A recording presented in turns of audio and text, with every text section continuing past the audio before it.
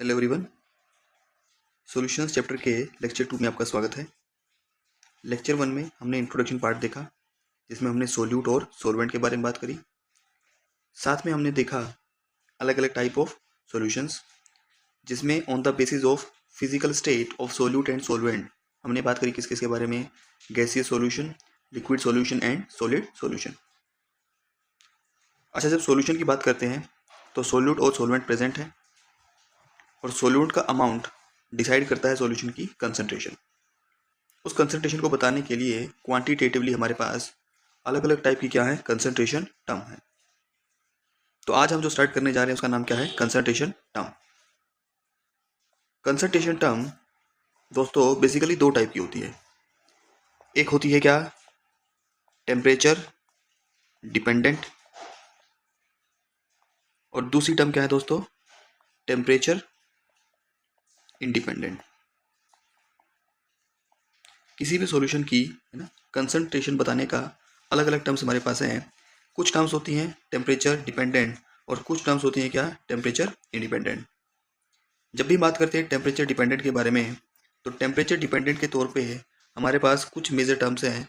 जैसे कि सबसे पहले बात करें किसके बारे में, टेम्परेचर डिपेंडेंट। पहली टर्म है हमारे पास क्या, मोलैरिटी। दूसरी टर्म हमारे पास क्या है, नॉर्मेलिटी। अभी हम लोग सिर्फ जान रहे हैं कि कौन सी टर्म टेम्परेचर डिपेंडेंट और कौन सी टेम्परेचर इंडिपेंडेंट, कौन सी टर्म है हमारे पास जिसको हम लोग क्या बोल रहे हैं, कंसंट्रेशन टर्म बोल रहे हैं। ठीक है, एक देखा मोलैरिटी, दूसरा क्या देखा, नॉर्मेलिटी, तीसरा क्या देखा, percentage mass by volume, fourth क्या देखा, परसेंटेज वॉल्यूम बाय वॉल्यूम। ठीक है, इसी में अगर फिफ्थ देखते हैं साथ में, तो फिफ्थ हम क्या देख सकते हैं, फिफ्थ इसमें आता है स्ट्रेंथ। ये सारी की सारी वो टर्म्स हैं जिसके अंदर फॉर्मूला में क्या देखने को मिलता है दोस्तों, वॉल्यूम देखने को मिलता है। क्या देखने को मिलता है, वॉल्यूम। जबकि दूसरे टाइप ऑफ टर्म है जो कि क्या है, टेम्परेचर इंडिपेंडेंट, और वो वाली टर्म जिसमें सब में क्या आता है दोस्तों, मास आता है। ठीक है ना, क्या आता है, मास। टेम्परेचर चेंज होने से मास चेंज नहीं होता, और इसलिए उन टर्म्स को क्या बोला जाता है, टेम्परेचर इंडिपेंडेंट। जैसे कि सबसे पहले मोलैरिटी के जैसी ही बोलने में एक टर्म है जिसको हम लोग क्या बोलते हैं, मोलैरिटी। ठीक है, दूसरी टर्म है दोस्तों मोल फ्रैक्शन। दूसरी टर्म क्या है, मोल फ्रैक्शन। तीसरी टर्म है दोस्तों परसेंटेज मास बाय मास। क्या है, percentage mass by mass. Fourth term है दोस्तों पार्ट्स पर मिलियन, है ना। इन्हीं बेसिक टर्म्स के बारे में लोग बात कर रहे हैं, टेम्परेचर डिपेंडेंट और टेम्परेचर इंडिपेंडेंट टर्म। इंपॉर्टेंट बात क्या है यहाँ पे, इंपॉर्टेंट कहानी क्या है, उसको बड़े ध्यान से देखिए सब लोग। जब भी हमारे पास टेम्परेचर डिपेंडेंट और इंडिपेंडेंट टर्म्स हैं, और एक टर्म को अगर दूसरी टर्म में कन्वर्ट करना है, ठीक है, एक टर्म को किस में कन्वर्ट करना है, दूसरी टर्म के अंदर, तो हमारे पास क्या होना चाहिए, डेंसिटी। क्या होना चाहिए, डेंसिटी। तो टेम्परेचर डिपेंडेंट से अगर इंडिपेंडेंट में जाना है, या फिर इंडिपेंडेंट से डिपेंडेंट में जाना है, तो उस क्वेश्चन में हमें किसकी जरूरत पड़ेगी, डेंसिटी की। तो एक बेसिक आइडिया हुआ किसके बारे में, कंसंट्रेशन टर्म के बारे में। दो तरह की कंसंट्रेशन टर्म है, temperature dependent and temperature independent. सबसे पहले याद होना चाहिए कौन कौन सी टर्म हमारी प्रेजेंट है। ठीक है, आगे बढ़ते हैं और सबसे पहले स्टार्ट करते हैं पहली कंसंट्रेशन टर्म, जिसका नाम क्या है, परसेंटेज मास बाय मास। क्या नाम है दोस्तों, परसेंटेज मास बाय मास। अच्छा, इसके बारे में जब कोई पूछता है तो आप सबसे पहले क्या बोलोगे, ये कैसी टर्म है, टेम्परेचर इंडिपेंडेंट। टेम्परेचर इंडिपेंडेंट है ना। ठीक है, इसका मतलब इसके फॉर्मूला में कहीं पर भी आपको वॉल्यूम देखने को नहीं मिलेगा। जब भी हम बात करते हैं परसेंटेज मास बाय मास,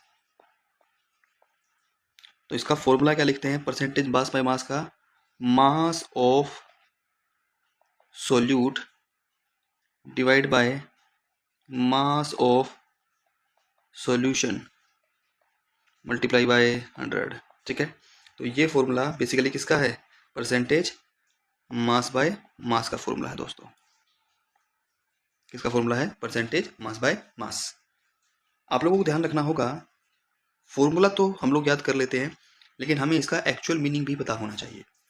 मान लो एग्जाम्पल के तौर पे आपको दिया जाए 10% NaOH एक्वस सॉल्यूशन, है ना, बाय मास का मतलब क्या है, आपको इतना बोल दिया जाए तो आपको पता होना चाहिए, सिर्फ इतना बोला तो इससे मैं ये बोल सकता हूँ 10 gram of NaOH is present in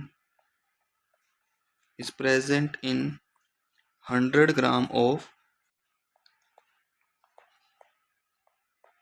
इसका मतलब 10 gram of NaOH is present in 100 gram of solution. ठीक है ना। यहाँ से आपको एक बात पता लगती है कि अगर सोल्यूट की बात करूँ जो कि कौन है NaOH, उसका वेट कितना है 10 ग्राम, सॉल्यूशन का वेट कितना है 100 ग्राम। अच्छा सॉल्यूशन कैसा, एक्वस सॉल्यूशन मतलब सॉल्वेंट कौन है वाटर। तो यहाँ पे मैं ये बोल सकता हूँ कि वेट ऑफ सॉल्वेंट यहाँ दोस्तों अपने आप कितना बनेगा 100, तो सॉल्यूशन का वेट है, सोल्यूट का 10 है, तो यहाँ सॉल्वेंट का वेट कितना हो गया 90 ग्राम। ये बात ध्यान में रखना। ठीक है, चलिए इस फॉर्मूले का यूज़ करते हैं और कुछ क्वेश्चंस को करने की कोशिश करते हैं हम लोग, जिसमें सबसे पहला क्वेश्चन आप लोगों के सामने है, इसको हम लोग बोल देते हैं क्वेश्चन नंबर 1। ठीक है, क्वेश्चन में ध्यान से देखिए क्या कहता है, ए solution contain 20 gram NaCl dissolve in 180 gram of water. ठीक है, मास परसेंटेज पूछा किसका NaCl का, है ना। ये बहुत डायरेक्ट क्वेश्चन है और फॉर्मूला बेस्ड क्वेश्चन है। Percentage mass by mass of NaCl, मैं क्या लिखूंगा मास ऑफ NaCl जो कि कितना है 20 ग्राम, मास ऑफ सॉल्यूशन और किससे मल्टीप्लाई करूंगा 100 से मल्टीप्लाई करूंगा। अच्छा NaCl का मास कितना है 20 ग्राम। अब देखिए सॉल्यूशन का मास मुझे चाहिए, जबकि सॉल्यूशन में वाटर भी है और क्या है NaCl। वाटर का वेट कितना है 180 ग्राम, NaCl का कितना है 20 ग्राम, तो यहाँ पे मास ऑफ सॉल्यूशन कितना हो जाएगा 200 ग्राम। स्टूडेंट क्या मिस्टेक करते हैं यहाँ पे, मास ऑफ सॉल्यूशन में जल्दबाजी में सॉल्वेंट का मास लेते हैं कई बार और कितनी वैल्यू लिख देते हैं 180, जो कि गलत हो जाता है। यहाँ से कितनी वैल्यू निकल के आ रही है 10%, तो यहाँ पे परसेंटेज मास बाय मास कितना है 10%। ठीक है, डायरेक्ट फॉर्मूला का यूज़ किया, उसमें आपको सिली मिस्टेक से बचना है। चलिए इसी के ऊपर बेस्ड एक और क्वेश्चन देखते हैं, देखते हैं इस क्वेश्चन को हम लोग कैसे कर पाते हैं। क्वेश्चन नंबर 2 की बात की हमने, ए solution is obtain by mixing 300 gram of 25% solution and 400 gram of 40% solution by mass. Calculate the mass percent of solute in resulting solution. Question को बड़े ध्यान से देखिए, एक सॉल्यूशन ये है दोस्तों, ठीक है, और एक सॉल्यूशन ये है, इन दोनों को क्या किया गया मिक्स किया गया। लेकिन सबसे पहले आपको देखना होगा, इस पे लिखा है 25% और इस पे लिखा है कितना 40%, है ना। इसका कितना ग्राम है 300 ग्राम और इसका कितना ग्राम है 400 ग्राम। अच्छा जब मैंने इन दोनों को मिक्स किया तो जो रिजल्टेंट सॉल्यूशन बना उसका मास कितना है, पहली बात तो 300 प्लस 400 700। ठीक है ना, क्या यही कहानी है। ठीक है, अब देखो सोल्यूट का मास परसेंट निकालना है किसमें सॉल्यूशन में, तो उसके लिए मुझे सॉल्यूशन में सोल्यूट का क्या चाहिए वेट चाहिए। ठीक है ना। अच्छा इसको A बोल दिया और इसको B बोल दिया, चलिए A की बात करते हैं। A में लिखा है 300 ग्राम, है ना, और वहाँ पे 25%। इसका 25% का मतलब क्या है दोस्तों कि 100 ग्राम सॉल्यूशन के अंदर 100 ग्राम सॉल्यूशन कंटेन, कितना कंटेन करता है सॉल्यूट 25 ग्राम, कितना करता है 25 ग्राम ऑफ सोल्यूट। अच्छा 1 ग्राम कितना करेगा, 1 ग्राम कितना करेगा 25 अपॉन 100। ठीक है टोटल कितना 300 ग्राम, तो 300 ग्राम में किसे मल्टीप्लाई करेंगे 300 से, और यहाँ से कितनी वैल्यू आ गई 75 ग्राम। इसका मतलब क्या है, इसका मतलब ये है दोस्तों कि यहाँ पर हमारा जो सोल्यूट है ना 300 ग्राम और उसका भी कितना 25% सोल्यूशन, वहाँ से सोल्यूट कितना आएगा 75 ग्राम। ठीक है, ऐसे ही 400 ग्राम का कितना है 40%, तो अगर 400 ग्राम सोल्यूशन है और उसका 40% है तो क्या मैं वेट ऑफ सोल्यूट निकाल सकता हूँ, बिल्कुल। 100 ग्राम में कितना है 40 ग्राम, 1 ग्राम में कितना होगा 40/100 और 400 में कितना हो जाएगा 40/100 इंटू 400, वैल्यू कितनी आ गई 160। तो जो फाइनल और रिजल्टेंट है उसके अंदर क्या कहानी होगी, फाइनल और रिजल्टेंट के अंदर हम लोग देख पा रहे हैं यहाँ पर सोल्यूट कितना है 75 ग्राम और कितना है 160 ग्राम। ठीक है, तो यहाँ पे परसेंटेज मास कितना होगा, परसेंटेज मास बराबर हो जाएगा किसका वेट ऑफ सोल्यूट, वो कितना है टोटल 160 प्लस 75, टोटल मास कितना है 700 और मल्टीप्लाई कर दें किससे, परसेंटेज के लिए 100 से। ठीक है, यहाँ से जो भी फाइनल वैल्यू होगी वही हमारा क्या होगा, आंसर होगा। बातें क्लियर है क्या? ठीक है। क्वेश्चन नंबर 2 देखने के बाद क्वेश्चन नंबर 3 सिमिलर काइंड है किसके जैसा, क्वेश्चन नंबर 2 के जैसा। तो जो क्वेश्चन नंबर 3 है दोस्तों, वो आप लोगों के लिए क्या है, होमवर्क है ना। मैं चाहता हूँ कि कमेंट सेक्शन में आप लोग इसका आंसर दें। क्वेश्चन है, what is the percentage of solute in resultant solution if it is obtain by mixing 300 gram of 30% and 200 gram of 20% solution by weight, है ना। ठीक है, बड़े ध्यान से देखना, इसमें कहानी डेफिनेशन से ही हो जाती है। जैसे हमने ऊपर वाला क्वेश्चन सोल्व किया, आपको सिमिलर वे में ये क्वेश्चन सोल्व करना होगा। ठीक है, चलिए आज हम नेक्स्ट कंसंट्रेशन टर्म को साथ में देखते हैं, जिसका नाम है परसेंटेज वॉल्यूम बाय वॉल्यूम। अच्छा, फॉर्मूला के अंदर ही आप लोग क्या देख पा रहे हो, वॉल्यूम आ रहा है। इसका मतलब ये टर्म कैसी है, ये टर्म है दोस्तों टेम्परेचर डिपेंडेंट। कैसी टर्म है, टेम्परेचर डिपेंडेंट। ठीक है, चलिए इसके फॉर्मूला की बात कर लेते हैं। इसके फॉर्मूला को जो आप देखोगे तो परसेंटेज वॉल्यूम बाय वॉल्यूम किसके बराबर होता है, volume of solute upon volume of solution into 100। ठीक है, ये फॉर्मूला किसका है दोस्तों, परसेंटेज वॉल्यूम बाय वॉल्यूम का। ठीक है, अच्छा इसको समझिए डेफिनेशन के थ्रू, एक छोटे से एग्जांपल के थ्रू।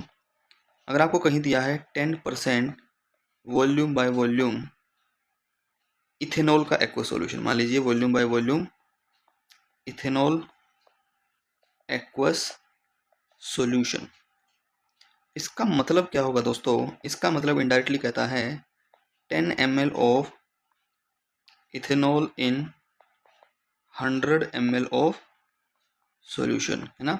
अगर ये चीज़ 10% है तो ये मैं बोल सकता हूँ क्या कि अगर वॉल्यूम ऑफ सॉल्यूशन 100 ml है तो सॉल्यूट का वॉल्यूम कितना होगा, 10 ml। इसी कहानी को याद रखिएगा और इसी को हम लोग यूज़ भी करेंगे। ठीक है, चलिए इसी के ऊपर बेस्ड एक क्वेश्चन देखते हैं हम लोग। क्वेश्चन क्या कह रहा है, the amount of water required, क्या बोल रहा है, the amount of water required to make 10% ethanol in water. दोस्तों 10% इथेनॉल इन वाटर का मतलब क्या है, 10 ml of ethanol in 100 ml of solution. बात क्लियर है? ठीक है, इसका मतलब इथेनॉल का वॉल्यूम कितना है 10 ml, सॉल्यूशन का वॉल्यूम कितना है 100 ml। तो यहाँ पे वॉल्यूम ऑफ इथेनॉल 10 ml होगा, कब, जब सॉल्यूशन का वॉल्यूम कितना होगा 100 होगा। ठीक है ना। ये पूछ रहा है amount of water required to make 10% ethanol in water solution using 20 ml of pure ethanol. तो डेफिनेशन मुझे क्या कह रही है कि 10 ml ऑफ इथेनॉल अगर लिया जाएगा तो यहाँ पे किसमें लिया जाएगा, इन 100 ml ऑफ सॉल्यूशन। अगर इथेनॉल का 10 ml है तो सॉल्यूशन का वॉल्यूम कितना है 100 ml।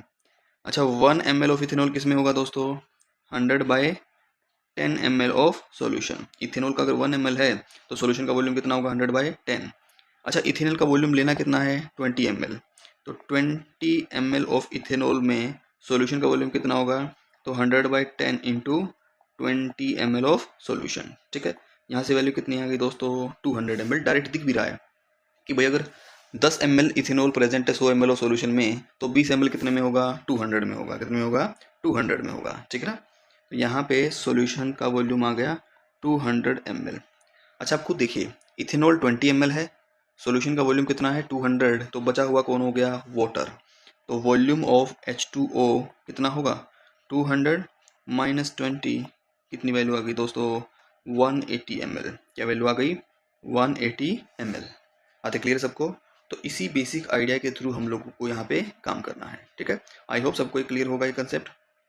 चलिए आगे चलते हैं इस क्वेश्चन की तरफ, और यहाँ पे मैं चाहता हूँ इस क्वेश्चन को आप लोग खुद देखें।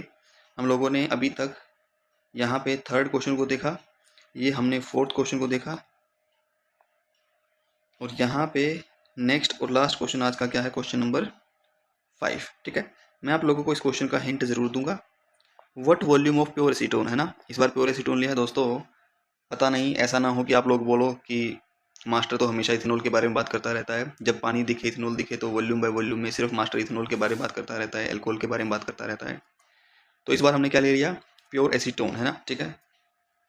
यहाँ पे बना कितना रहा है 500 ml और कितना परसेंट वॉल्यूम बाय वॉल्यूम है 8%। अच्छा 8% का मैं आपको बस एक आइडिया दे देता हूँ, 8% V बाई वी का मतलब क्या है, 8 ml of acetone in 100 ml of solution. इतनी बात मैंने बता दी। आप 100 ml में कितना है 8 ml, तो 500 ml में कितना होगा वो आपको देखना पड़ेगा, ठीक है ना। तो यहाँ पे क्वेश्चन नंबर 5 होमवर्क है, आपके पास होमवर्क के लिए 2 क्वेश्चन है। अगली कंसंट्रेशन टर्म्स को फर्दर वीडियो में हम लोग क्या करेंगे, कवर करेंगे। आज के लिए इतना ही।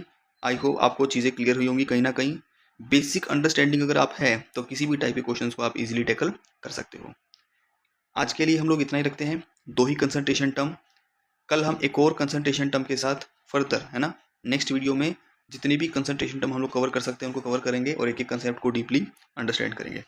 आज के लिए इतना ही। Thank you very much.